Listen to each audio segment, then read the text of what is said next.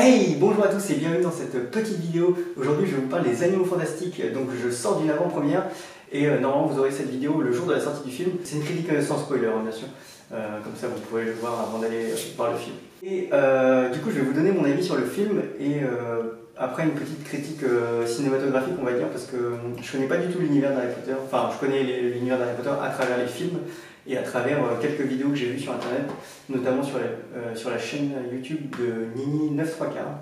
Donc si vous ne connaissez pas cette chaîne, je la mettrai en description parce qu'elle est très très cool. Donc mon avis sur le film.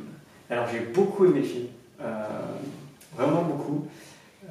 Déjà j'adore tout ce qui est univers fantastique. Du coup j'étais très content de revenir dans cet univers d'Harry Potter, de magie, etc.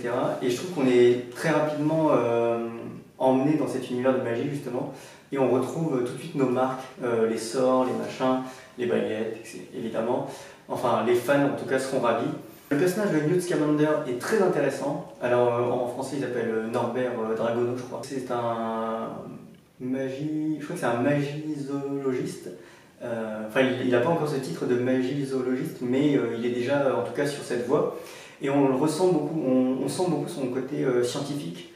Qui voilà, étudie les animaux, qui essaye de les soigner, de les comprendre.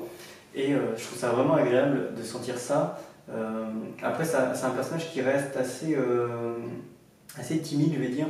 C'est pas du tout un Harry Potter, l'élu, machin et tout. C'est un sorcier qui reste un peu marginal, du coup, et ça, je trouve que ça se ressent beaucoup. Il est très sur lui-même et tout ça. Et je trouve ça d'un côté assez agréable. D'un côté, je trouve que vu qu'il manque de charisme, il a du mal à porter son histoire en fait. À la fois j'aime beaucoup ce personnage parce que j'aime bien ce qu'il représente, parce que enfin, si vous me suivez depuis assez longtemps, vous savez que j'étais un scientifique avant. Et voilà, j'ai toujours gardé cet esprit d'étude. Puis j'aime bien la bio animale, du coup magie zoologie, je trouve ça vraiment cool. Ensuite, les personnages secondaires sont très agréables. Donc il y a Jacob, donc c'est un moldu. Et il apporte une touche un peu humoristique au film, qui a des touches un peu sombres. Un bon équilibrage en fait entre l'humour et le dramatique on va dire. Ensuite les deux autres personnages qui accompagnent Newt et Jacob, c'est Tina et Queenie, donc qui sont deux sœurs. Tina a un très bon rôle, j'aime beaucoup son personnage. Très intéressant. C'est un personnage à mon avis qui va être beaucoup plus développé dans les prochaines histoires, parce qu'à mon avis il y a plein de choses à savoir sur elle qu'on ne sait pas encore, et ça je trouve ça vraiment cool. Alors j'espère qu'ils vont développer ce personnage parce que sinon je serais déçu. Ensuite sa sœur Queenie, c'est peut-être un des personnages que j'ai le moins aimé, que j'ai trouvé un peu niais. Il y a des petites scènes qui sont un peu pas bien amenées je trouve, enfin voilà. Mais après c'est mon avis personnel, puis j'irai le revoir, peut-être que ça passera. C'était en tout cas ce que j'ai ressenti sur le premier visionnage. Pour le méchant de cette histoire, je l'ai trouvé pas mal. Après je pense encore, un peu comme Tina, ce sera un personnage qui sera beaucoup plus développé dans les autres histoires. En tout cas je trouve que c'est un film qui pose de très bonnes bases pour une suite. Donc il me semble qu'il va y avoir 5 films en tout.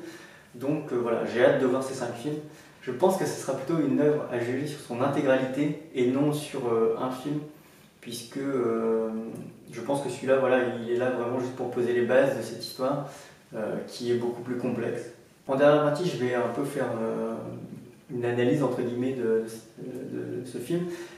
J'aime beaucoup ce film parce qu'il aborde des sujets assez intéressants, notamment en termes de ségrégation, on pourrait dire, entre les sorciers et les moldus, ou les non-mages comme ils disent aux États-Unis, où en fait les sorciers n'ont pas le droit de fréquenter, ni de se marier, ni de rien faire en fait avec des non-mages.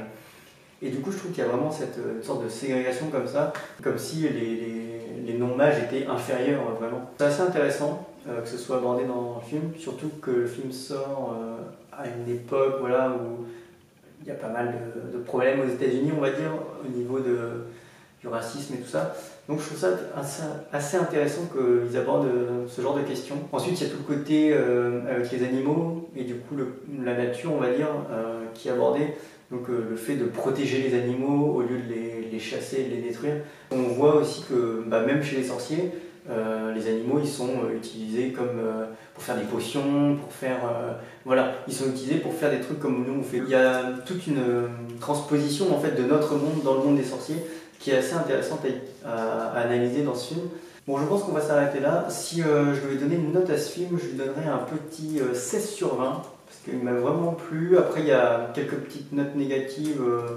Je sais pas si... Non, je vais pas l'aborder parce que sinon ça vous spoilerait des trucs, je pense. Mais voilà, c'est surtout sur la fin, vraiment comment ça se termine en fait. Je trouvais ça un peu facile, le dénouement.